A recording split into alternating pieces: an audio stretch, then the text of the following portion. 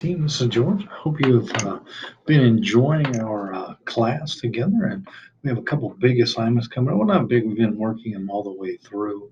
I hope you've been getting a lot from the Social Borderlands uh, book we've been going through. I find that book is great for helping us deconstruct our social constructs, because social constructs can be helpful, social constructs can be of great harm to people as well. So we constantly have to tear apart and rebuild because it's just the nature of what we do. So this time you have your individual application for week 7.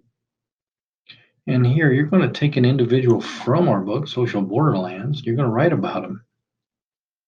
You're going to write the individual paper utilizing the individual selected, and it's just going to be 2 to 3 pages. So you're going to look at one of the individuals from our book, and you're going to evaluate and determine and create one intervention. You're going to describe one need and action of advocacy for a selected youth. So, how can you advocate for one of our from the person that you choose from our book? How can you be their advocate? How can you use resources to help them? What can you do? So this is really where the proverbial rubber meets the road, because what we're doing now is we're putting an action plan together to actually help somebody. And what is this help? That's going to be the help from anyone in our text that we've read so far.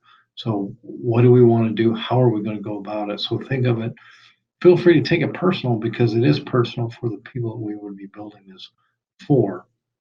So, I look forward to seeing what you come up with as far as that goes. And I've just been really impressed with the energy level and the ability within our discussions, how we've been going through discussion points, and what you've been coming up with as far as the content and the context that we create within the discussion.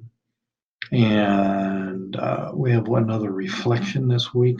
The reflections you've been putting forth have been on target as well. And why I say that is because learning and education, the content or knowledge aspect is it, but it's when we internalize it and actually do something with it is when it's meaningful.